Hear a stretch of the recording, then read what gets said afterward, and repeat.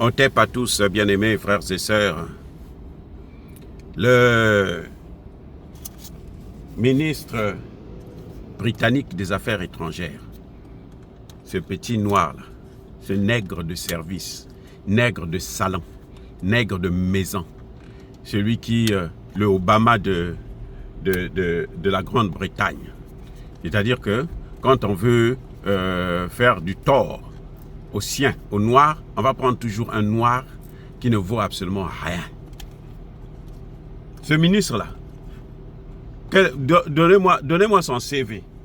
Parce que pour parler des gens, vous regardez d'abord son curriculum vitae. Qu'est-ce qu'il a déjà fait de sa vie? Il était qui? Il a déjà pris quelle décision? Il a déjà réglé quel problème dans ce monde? Vous allez me dire, mais toi qui parles, là, tu as déjà réglé quel problème? Moi, j'ai réglé de gros problèmes. Je dis de gros problèmes.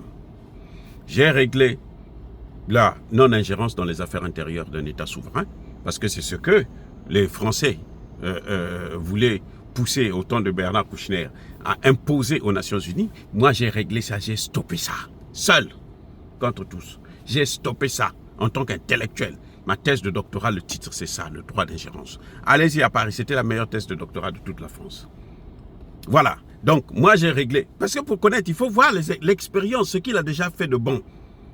J'ai arrêté ça, c'est depuis là, depuis ma thèse là, qu'on parle plus de droit d'ingérence. J'ai inventé la prévention des conflits. La théorie de la prévention des conflits, c'est mon travail, le fruit de mes recherches.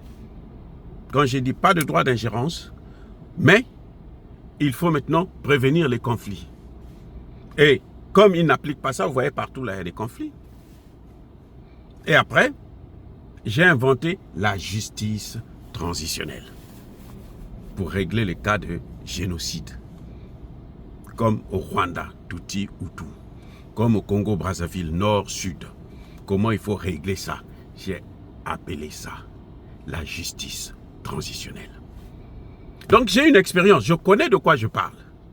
Mais lui, ce Britannique là, David Lamère ou quoi là, David là, il a quoi comme expérience? C'est un ministre inexpérimenté.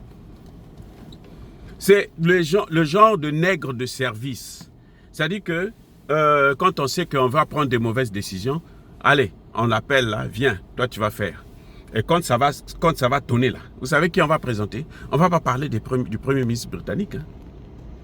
Tous les ministres de la Défense, les anciens, au moins 5 ministres de la Défense, anciens ministres de la Défense britanniques, sont pour qu'ils puissent déclencher la guerre contre la Russie. Tous les ministres de la Défense britanniques. Mais, si la guerre se déclenche là, c'est lui le ministre des Affaires étrangères. Il est noir. Tout va être sur sa tête. Alors que c'est pas lui. Lui, on l'a envoyé seulement, va parler, va dire ceci. Allez, va déclencher, va provoquer. Et lui, comme un caniche, il s'en va, il vient dire non, nous on n'a pas peur de Poutine, c'est Poutine qui a peur de nous, Poutine a donné des limites, nous on a toujours violé ces limites-là. Et vous avez des panafricanistes, professeurs hein, qui enseignent dans nos universités en Afrique, là, qui soutiennent une telle thèse, ils pensent qu'effectivement Poutine a peur. Ils disent même que non, on attend la réponse de Poutine. Vous croyez que Poutine va se mettre là à répondre à des imbéciles comme ça? À des petits voyous? Poutine ne répond pas, surtout que c'est un noir. Poutine, il est trop bon, il est très respectueux. Ce minable de ministre des Affaires étrangères va nous dire que non, bon voilà, Poutine avait dit qu'on va n'envoyait pas des chars, nous on a envoyé les chars. Qu'est-ce qu'il a fait? Il avait dit n'envoyez pas les missiles, nous on envoyait des missiles. Qu'est-ce qu'il a fait? Il avait dit n'envoyez pas les F-16, nous on envoyait les F-16. Qu'est-ce qu'il a fait? Mais ce qu'il a fait, c'est que ça est en train de cramer. Tout ce qu'ils sont en train d'envoyer, les F-16 là. F-16, vous savez quoi? F-16 là, c'est un avion qui date depuis plus de 15 ans. Plus de 40 ans d'ailleurs. F-16 que vous voyez là. C'est pas un avion nouveau. C'est un vieux truc qui est dépassé. On parle F-16 parce que c'est l'un des meilleurs des avions le plus vendu des États-Unis. Aux États-Unis, l'avion qu'ils ont vendu le plus là, c'est le F-16. C'est pour ça qu'on parle de ça. Mais sinon, par rapport à l'efficacité, ça ne veut rien dire. Et à l'époque, écoutez bien, à l'époque, les Américains vendaient leurs avions là, par la force. Parce qu'ils ne voulaient pas, quand tu vas acheter chez les autres, chez les Russes ou chez les Chinois, ils te font des problèmes. Et si c'est par rapport à ça dit que ce que ça donne, ce que ça apporte, le résultat, non, le F-16 ne fait pas le poids devant les avions. C'est un Sukhoi 57 qui a détruit le F-16, non? On vous a dit que c'était un... On nous a menti, ils ne voulaient pas dire la vérité. C'est un Sukhoi qui a détruit le F-16. Donc, Poutine n'a pas mis de limites. Poutine a toujours dit que nous allons riposter. C'est tout. Vous envoyez vos soldats là-bas. Nous allons, ils seront des cibles. On va les détruire. Quand on a détruit le centre de formation là, en Ukraine, à Poltava. Voilà, Poltava, si j'ai bonne mémoire. Il y avait qui là-bas? Il y avait les Otaniens là. Pourquoi ils n'avaient pas... Ils ne s'étaient pas envolés. Ils n'avaient pas fui. On les a tous massacrés. Mais parce qu'ils étaient... Et le problème, c'est qu'on en parle là parce qu'ils étaient envoyés là-bas. Officieusement. Les officiers occidentaux qui sont en train de mourir là, morts dans un accident d'hélicoptère, morts de crise cardiaque, ou en Pologne, mais pas en Russie, en Ukraine. C'est en Ukraine, en fait, qu'on les massacre. Vous allez voir les prisonniers qu'on est en train de prendre là à Courx. Parmi eux, là, il y a des Américains, des Anglais et autres. Donc, ce monsieur, ça dit que c'est un fou. Vous voyez, les gens qui ne partent pas à la guerre, qui ne font pas la guerre, qui n'envoient même pas leurs enfants à la guerre, mais ce sont des gens qui aiment la guerre. Ils créent les conditions de la guerre. Vous voyez, Anthony Blinken, là, qui veut faire la guerre, là, ou Jacques Sullivan, ils n'ont même pas fait le service militaire. Ils ne sont jamais allés en guerre. Le jour qu'ils iront en guerre, ils vont savoir ce que c'est. Vous savez, l'armée américaine en Irak, là, elle a subi. Même, attendez, mais eux, ils ont gagné, les Britanniques ont gagné quelle guerre? La Seconde Guerre mondiale, ce n'est pas les Britanniques, ce sont les Russes, là, qui ont gagné cette Seconde Guerre mondiale. Non, écoutez, arrêtez de distraire les Africains. En faisant peur aux Africains que non, votre partenaire russe là ne vaut rien en fin de compte. C'est ce que ça veut dire. Quand des Africains prennent des thèses comme ça, ils disent, ah, vous voyez, la Grande-Bretagne n'a pas peur. Parce que c'est un noir qui a parlé, on se dit, bon, il faut l'encourager. Mais c'est un vaurien. C'est un vaurien. Il n'a aucune expérience, ce monsieur. Aucune expérience. Il ne connaît pas les affaires étrangères. Il ne sait pas. Les David Cameron qui ont commencé cette guerre-là, vous les entendez encore parler? Regardez là où ils ont amené l'Ukraine. Oui, lui, il parle comme ça parce que lui n'est pas sur le terrain. Il n'a qu'à, lui, aller sur le terrain. Avec le poids que je vois là. Lui, il ne peut même pas courir 1 kilomètre. Non, je crois qu'il y a quand même un peu de respect vis-à-vis de soi-même. Quand on relaie des nouvelles, des informations comme ça, et on veut commenter ça comme si il avait dit quelque chose de bon. Il est en train de délirer, et puis vous dites qu'il a... Si lui, il n'avait pas peur de Poutine, le Premier ministre britannique, là, ne se serait pas déplacé pour aller jusqu'aux États-Unis, pour aller demander l'autorisation des Américains. Vous savez pourquoi il est allé demander l'autorisation des Américains? Parce qu'il sait que la Grande-Bretagne ne peut pas faire face à la Russie. Si la guerre, Grande-Bretagne-Russie, la Grande-Bretagne ne fera même pas 1 mois. Parce que là, avec l'Ukraine, Poutine est très gentil. Poutine évite de tuer des civils. Il fait le maximum possible pour ne pas détruire des civils. Mais si ça se déclenche avec la Grande-Bretagne, Poutine fera exactement ce qu'eux, ils font en Irak, en Libye, en Syrie et autres, en Yougoslavie. Et après, ils viennent, ils disent, non, on a gagné une guerre. L'armée américaine a été battue en Somalie. Vous savez comment? Ce n'est pas que les Somaliens ont une armée. Hein. Non. C'est un pilote américain qui est venu, qui a bombardé les pauvres Somaliens. Et puis, son avion a eu un incident, un crash là-bas, machin. Et l'avion est tombé. Le pilote là est mort. Les Somaliens C'est le cadavre là qu'ils ont pris, qu'ils ont torturé. Les Américains ont dit non, on peut pas continuer avec ce genre de choses-là. Ils ont fui. C'est pas que le pilote n'était pas vivant, hein. On l'a pas attrapé vivant et puis on l'a. Non, il était déjà mort. On a fait le tour de la ville de Mogadiscio avec le cadavre pour montrer la victoire. Quand les Américains ont vu ça, Bill Clinton a vu ça et dit non, ça ce sont des sauvages. Non, non, non, non, non, non, non, non. Nous, on les a tués, massacrés comme ça, et puis eux, ils sont contents pour avoir, parce qu'il y a un cadavre qui est dans leurs mains. Voilà le problème. Vous venez vers des gens qui n'ont rien. Pour attaquer la Libye, ce qu'ils ont fait, c'est quoi? On a désarmé la Libye d'abord. Kadhafi n'avait pas d'armes, on l'a désarmé. Son arsenal nucléaire, on a tout enlevé. Et puis on l'a bombardé jusqu'à le tuer.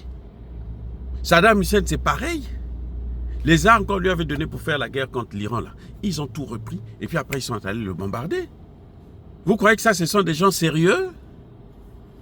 Non, ce noir-là, hein, il ne faut pas qu'il entraîne les Africains dans une affaire mondiale.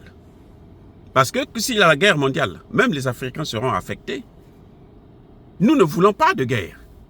Et c'est lui qu'on amène pour venir bouger le chiffon de la guerre et en plus de la guerre nucléaire. Lui sait ce que ça veut dire. Il a déjà travaillé dans un laboratoire nucléaire. Il a déjà vu les effets de l'arme nucléaire, lui, de sa vie. Il a étudié ça.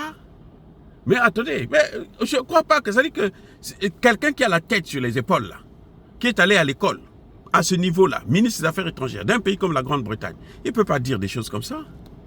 Ils ont déjà perdu la guerre en Ukraine, malgré tout ce qu'ils ont envoyé. C'est pour ça que Poutine n'a pas escaladé. Si le jour que Poutine va sentir que la Russie est menacée de survie, il utilisera le nucléaire. Qu'est-ce que vous croyez? Vous croyez qu'il va rester comme ça et puis attendre le déluge? Non.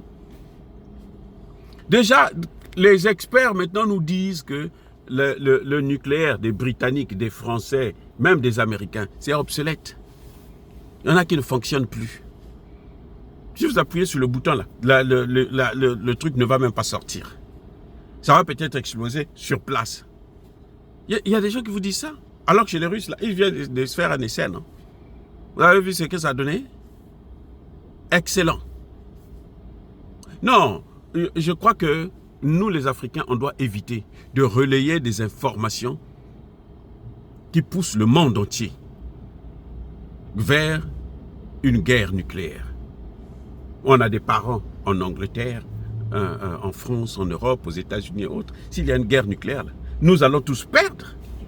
Nous allons tous pleurer. Arrêtez de jouer avec ça. Et vous savez que s'il y a quelque chose, ce qu'ils vont faire, ce sont nos frères et sœurs qui sont là-bas, là, qu'on va prendre, qu'on va exposer. Hein. C'est ce qu'ils ont fait pendant la Seconde Guerre mondiale. On prend nos parents, on les met comme des chairs à canon. C'est à eux de marcher sur les mines.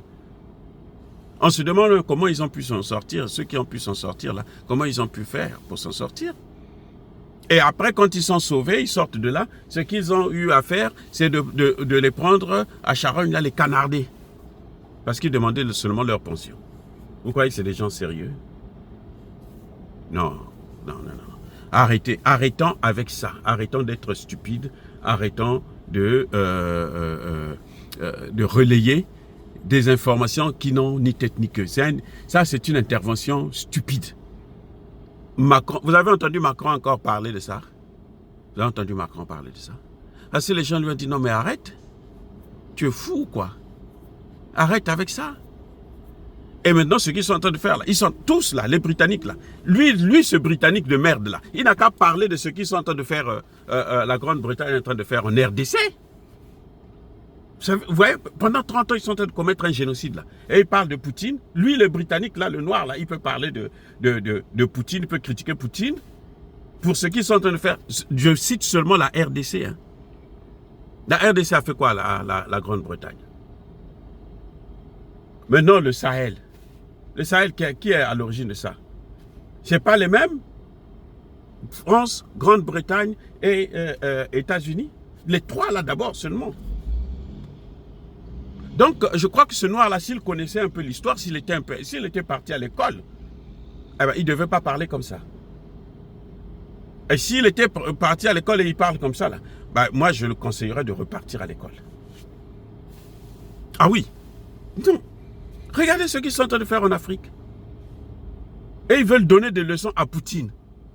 Poutine qui est en train de sauver l'Afrique, là. On veut lui donner des leçons. Il est en train de sauver carrément le monde. Vous voyez maintenant, l'Iran peut souffler. L'Iran est en train de souffler. Il fait partie des BRICS. Cuba peut souffler aujourd'hui. Et pourtant, ils sont à côté des États-Unis. Cuba peut souffler. Les États-Unis ont mis Cuba sous embargo depuis plus de 60 ans. Vous me dites ça, ce sont des gens sérieux? Non, ce Britannique-là, ce noir britannique, qu'il sache que les noirs, ils ne représentent aucun noir. Il représente lui-même et peut-être sa propre famille. Mais il ne nous représente pas en tant que noirs. Parce qu'il est indigne de représenter la communauté noire. Parce que nous, là, nos ancêtres, là, ils ont été très... Ce sont eux qui ont inventé les mathématiques, l'école, la religion et tout. Les Grecs n'ont rien inventé, même la philosophie, là. C'est nous qui avons tout inventé. Ah, bien-aimés frères et sœurs, je persiste et je signe. Soyez bénis, abondamment bénis par le Dieu de Kémite et par nos ancêtres angélisés. Mais que tous ceux qui persécutent le continent africain, le pillent et le déstabilisent, qu'ils soient noirs, blancs, chinois, arabes, juifs, indiens ou qui qu'ils soient punis, maudits, foudroyés, neutralisés, écrasés, effacés par le Dieu de Kémite et par nos ancêtres angélisés.